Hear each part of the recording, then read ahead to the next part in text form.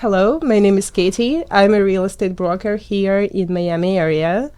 And I recently got a new hobby. I started to talk to strangers on the street, asking them real estate questions. Basically, as I figure out that real estate is the hottest topic of all times. And people love to talk about it. And also, what they really love is to listen how other people talk about it. And I'm not talking about only industry professionals. So I guess, yeah, here we are. And I met Zach. So how he ended up in the studio. Because we decided this conversation gonna be much more interested, and we can definitely extend it. So welcome, Zach. If you can please introduce yourself, I'm very happy to see you again. Thank you. Yeah, so we had met in Miami Art District, and we were actually shooting content at the same time. And I had my videography team, and you had your videography team. So it was destined for us to come together and be on a podcast and something in this fashion. So I'm glad to be here. You can find me on all platforms at Zach Zerk. We're live right now on IG. So back to the topic of real estate. You had spoke to me prior about just getting an idea on different areas of people and how much they're paying and what their lifestyle is like, and where they're living and how much they're paying as far as the different types of real estate, like location based. Is that kind of the basis of what you're doing for your podcast? Yeah, that's correct. Because again, we are in Miami area, right? And it is so diverse. I met so many interesting people, even just in one day. And I'm not even referring to the whole 8 years real estate experience. I think I can write a book for sure, or and maybe more than one. Yeah. So that's why, I was just simply asking question of like how much you paying for rent, if you rent or own, if you own, if you want to buy more, and this is kind of conversation I actually have with most of people who I'm interviewing. So, and I simply asked you, how much do you pay? Yeah. So I have a 3-bedroom, 3-bath. It's $8,000 a month. I'm at the Marina Palms in North Miami. It's right on the water. We're in a yacht marina. It's very beautiful. It's very peaceful. I also rent and own. So I actually just transitioned from Madison, Wisconsin, and it's completely different if you look at Madison's real estate versus Miami's real estate, because downtown near the Capitol in Madison, I have a 6-bedroom, 1-bath downstairs and another bath upstairs. So it's 6-bedroom, 2-bath, and then technically there's another bedroom in the top, but it wouldn't be considered 7 bedrooms because legally it's not rentable without a fire escape. Okay. But it's only $2,140 for a 6-bedroom, 2-bath in Wisconsin. Yes, a mansion, like 3,000 square foot house with a basement and an attic, but 3,000 square foot of living space for only $2,140 for a mortgage. Now, in comparison to paying $8,000 a month for a 3-bedroom, 3-bath here for a condo, I mean, obviously we have a condo, we have a HOA fees and everything that are associated to that make it a little bit more pricey. And we didn't choose something that was lower end. We chose something on the water. So location obviously makes sense, but just to see in comparison to places here that are 3,000 to 4,000 just for a single bedroom is, it's changing my perception on, the reality of what you're able to get for your dollar in different locations. Yeah. So that's what I'm trying to get to. But still, for this money, do you feel like it worth it? And what brought you here? Why you decided, like, basically to pay 4 times more for your place? So why so? So it wasn't really about the price of the place. It was more so where I wanted to be in the mindset and the environment that was proactive for me to be able to, transition into a different life. First things first, weather, 100%. I'm going from snow to heat full time in Miami.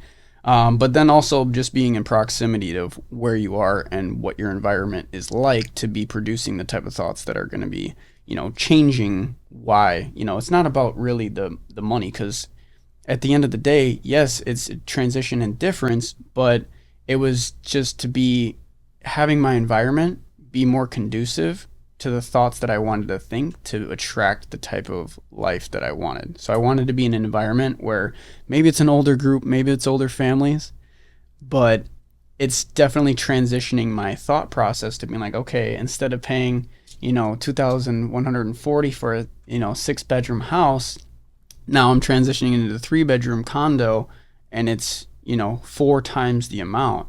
It's just location. It's really, where I was, it was good in location, but it wasn't waterfront. Maybe the waterfront properties there would still be closer to 4,000 a month, but properties there, you're only looking at 1.5 million to 3 million that are on a lake, versus in the condo that we're in, I don't think you can get a condo for less than $1 million. So it's completely different real estate. It's very eye-opening to be able to see, and even in comparison to what I've been looking at in Dubai, because 2 million in Dubai, it's a 7-bedroom, 7-bath. Yeah, it's still mansion. Yeah, it's still mansion. It's crazy. I even went to Colombia and saw how that 2 million is there. And now that I've been looking at different places to put $2 million and park it, Dubai is definitely another place to be looking at for real estate. Well, I hear a lot of opinions that Dubai is like Miami, but 20 years ago in terms of a market. So, exactly. It definitely have some sense. But also, I really love to, have a second and reflect the words that you say about the environment where you would like to be, because I'm myself from a very small town in Ukraine in the eastern part, and I always was growing up with the idea that like if you earn decent amount of money, if you can afford the things that you like your property, the car, some clothes, you can go for vacation a couple times a year, you're kind of set, and it just the matter of like how much money you make. If you can pay for all this, that you already should be a happy person. And then after very, very difficult situation and everything, my family decided to move here in Miami. And I can definitely say the way my thoughts were, I was wrong. And maybe because I was super young and I didn't understand that it's also about the people, about the environment. Probably the last thing is about the weather, but I definitely love it. And I'm probably not going to go full time to a 4-season situation myself. But that what actually my clients are talking about, still here in Miami, where super expensive, decent property is high to pay for rent, it's high to pay if you're buying it, so the prices are high. And it's true, it's not a cheap location to be at, but still more and more people are coming to Miami every single day, and I don't blame them.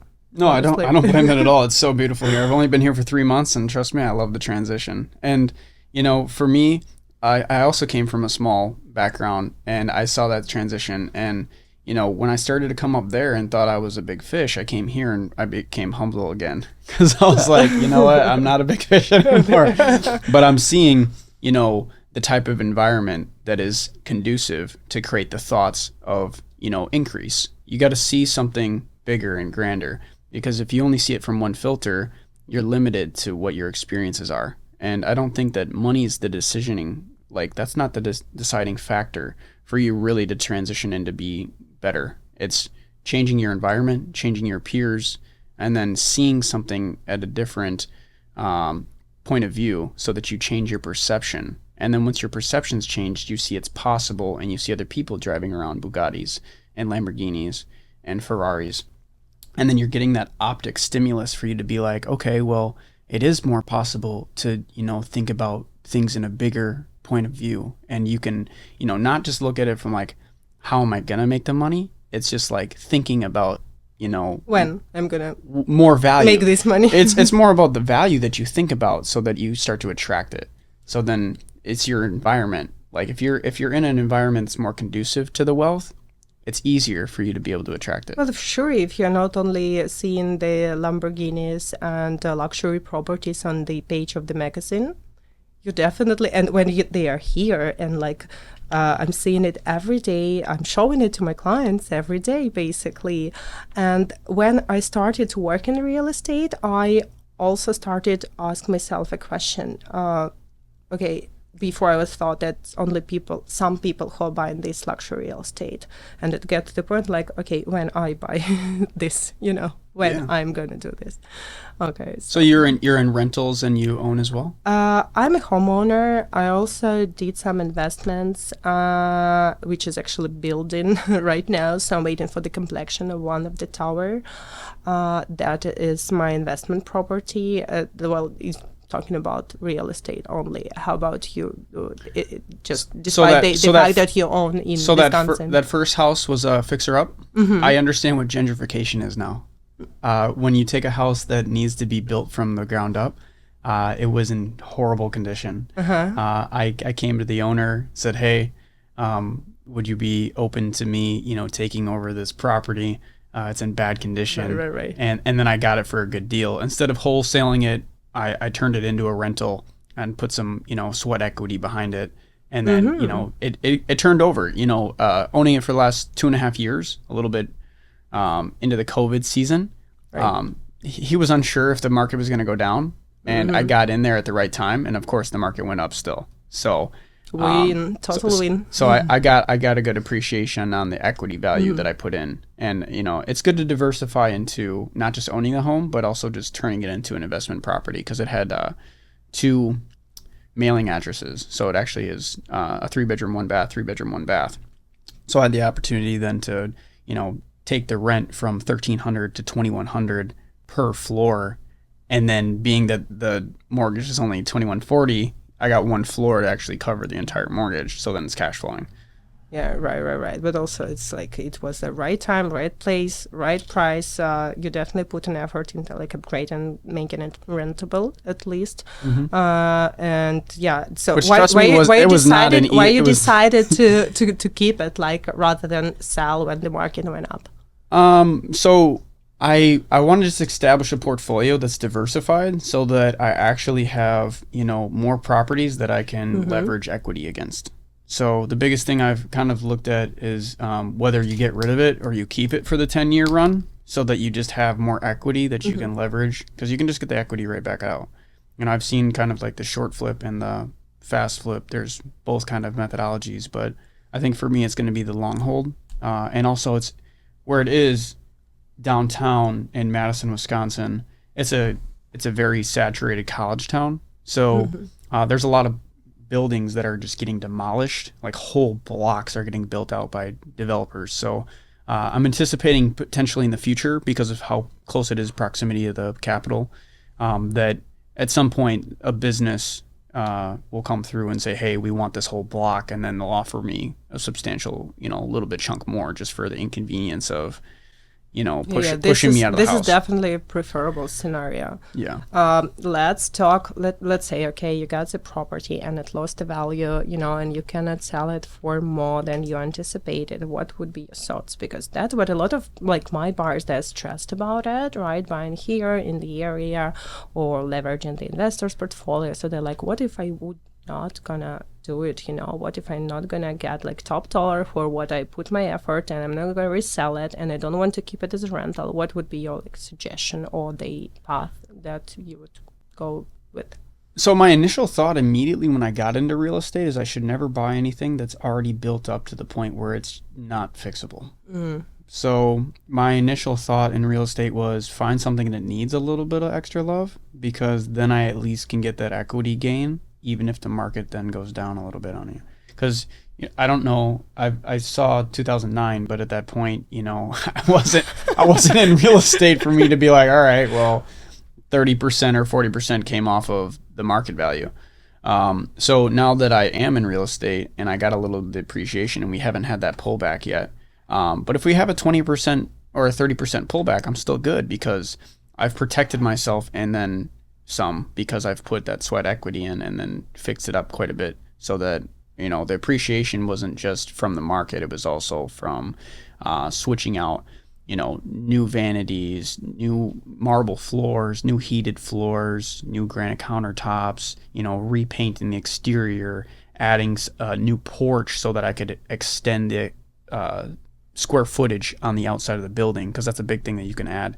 Right. So the point is here that just don't be afraid to put some money and love and effort into the property, and then you won't need to struggle after. Even let's say market gets softer, but you still can, do a lot of things. Exactly. Definitely. So it's just, I guess, the type of market that you're looking at. Multifamily, I think, is really great to have that opportunity for you to, if you're a first-time homeowner, to at least be in one side and then rent out the other side while you're building it up, and then with the intentions of moving out. Because I think to buy a house and be a homeowner is a trap.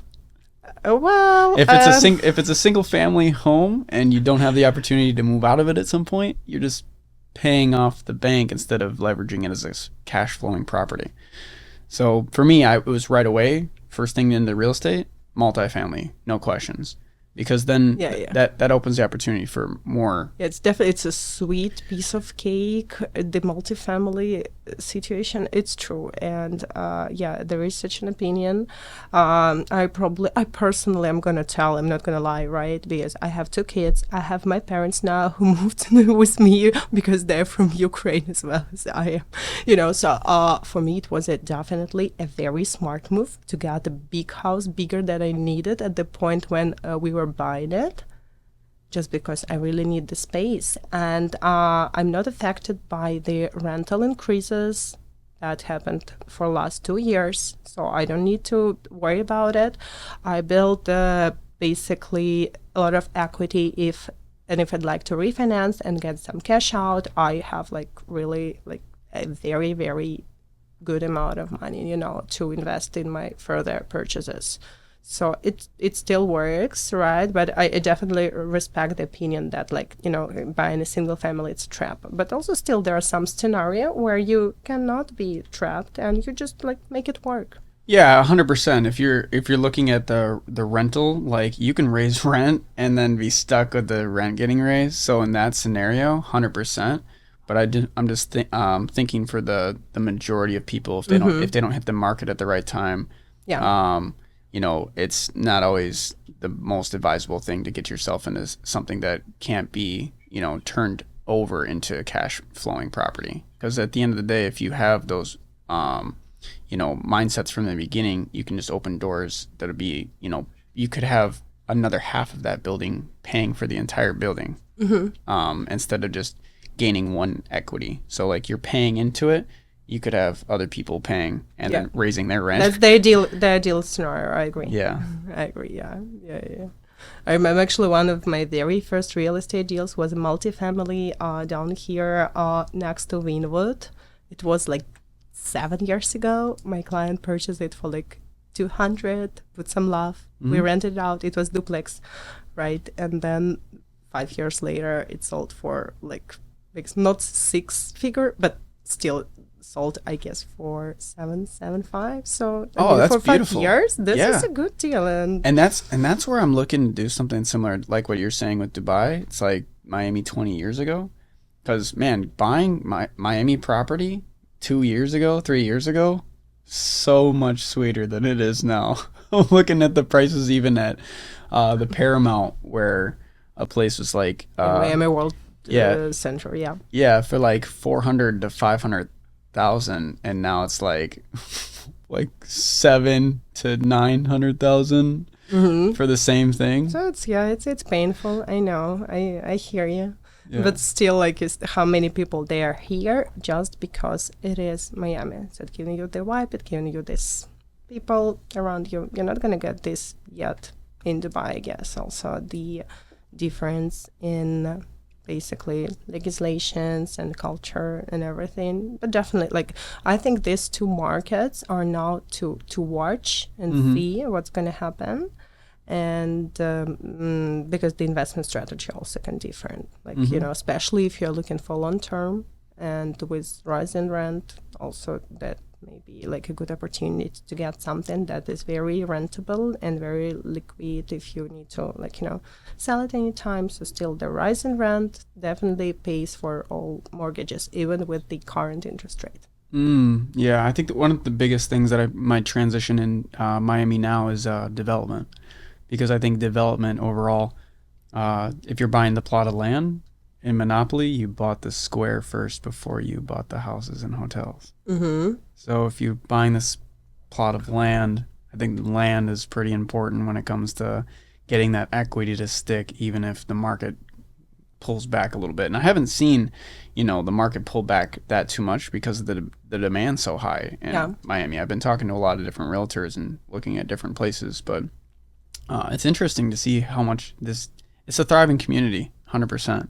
The culture is great here. So I'm looking forward to getting real estate here, but for now, renting while I'm surveying the land, because only being here for 3 months, I'd like to get a good look at everything before I just jump in. Okay. So let's get a little bit, less real estate. You're here 3 months. What are your favorite, let's say, top 3 things to do in Miami? Yachting. Okay. I like the clubbing scene, but it's less it's less conductive for guys because we're the ones paying. So if you're a girl in Miami, 100%. You're able to get in anywhere for free. As a guy, they're like, yeah, $1,000. But I am learning to network, get in, a few clubs here and there for free from, knowing promoters and stuff. Mm-hmm. And then using the influencer card and being able to say, hey, I'm an influencer, let me get in, get a bottle, and then maybe, bring the girls. But I'd say yachting. 100% is It's an amazing thing here. Like living in the yacht marina, I've met like probably 7-8 friends that all own yachts. I'm like, oh yeah, let's go out. I think every man in Miami should get a yacht. 100%. At least a boat. Yeah. Okay, whatever. And I'm seeing how like even on like a not so sunny day, even on a cloudy day, there's yachts out no matter what. So people are coming here, they're yachting. I personally love the yacht life here and being on the water. The club scene's great too if you're into doing the clubbing, and then just doing something scenic outside. It's beautiful weather. So when it's not summer and you don't need an umbrella, I just went to the beach the other day and it was 84 degrees and I still got.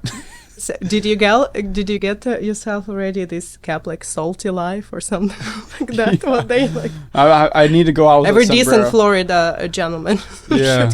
Either be underneath an umbrella or, wear some sunscreen because that sun got me the other day. And, being on the beach it's wonderful. So the beach, yacht, clubbing. Interesting. I'd like to have this conversation with you in about a year from now to see how often you go to the beach. Because like when I moved, I was like totally like every weekend, not every day, but every weekend for sure I was on the beach. And then it gets like a little less intense, my visit there, and then you go to yachting.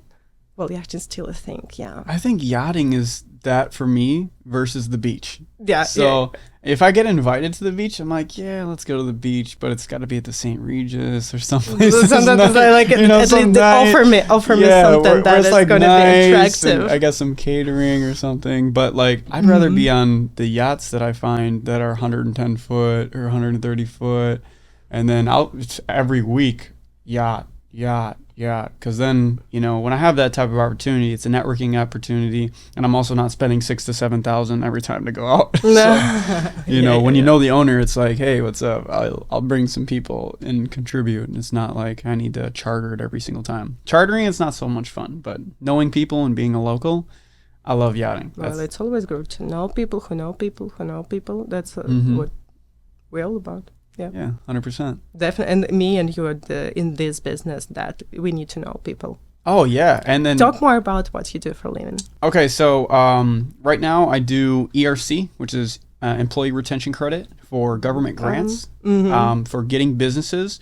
There's like $250 billion that the federal government is injecting into the economy, and they're directly doing this to promote businesses that were affected by COVID. So it was a part of the PPP. And ERC was another part of that program. At one point, you were only eligible for PPP, and now you're eligible for both. Before, they were only doing about $5,000 per employee. Now they're doing $10,000 to $26,000. So you're talking about only having 10 employees. You still get $100,000 to $260,000 that you can get pushed back into your business as a grant. So I work with a company called Bottom Line Concepts. They actually have already given back $5 billion within the time of this program. So I worked that. Cha-ching. Yeah, I yeah. guess, yeah. Big money. So businesses that don't understand that they can get this grant, I'm the person that's hitting them up and saying, hey, there's some money out here for you to get for your business. If you were affected by COVID, let's make sure we can maximize what we can get back for you. And then I also do social media management.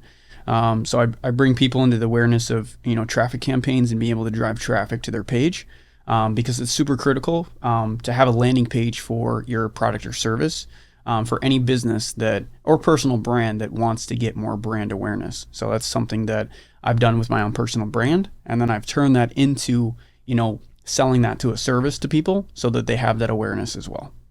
Nice. Because I'm so kind of old school in this term, because the way I run business, it's still a lot of like handshaking situation, and I'm totally not a social media person. And but now, last few years, it showed me that I need to be rather there or you do not exist. Because when my mom basically is asking me why didn't you put story for so long, so that need to mean something. Okay, yeah. So I guess that's the right business, right place for you to be here. And I just basically can thank you for being my guest, and definitely enjoy your time here. Get the property in Miami. I mean, you know who to call, right? Yeah, 100%. And the properties that I'm going to be looking at, 100% got to be Airbnb for me. That's what I'm looking at the most. Is if I get a place, I got to Airbnb it, because where I came from, there's snow. If I market on my social media, I'm going to be showing people what it's like to not be in snow in the winter. So that's where my go-to in my mindset is all right, what properties can I look at for Airbnbs so that I can market back to the people that are in the snow? Well, yes, but believe it or not, but I just a couple of weeks, I'm back from Wisconsin, and we were skiing there with my family because I have younger kids, and we don't need this big mountains. So we're okay, let's go to Wisconsin, let's check it out. And so I don't know, it's just so much of coincidence, our random meeting in Design District, this interview. Oh my gosh, I love the experience, and I love people that my work brings into my life. So yeah. No, it was meant for us to be bumping into each other, and I'm glad we were able to, reconnect. And I'll be looking forward to the next show that we do as a walkthrough at the reserve. Yes, so. I guess all people want to see what 8,000 rental can bring you in Miami area. So Zach was good enough to invite us and to make a tour of the place. So looking forward to see you. Thank you. Okay. Yeah. Bye. Yeah. Yeah.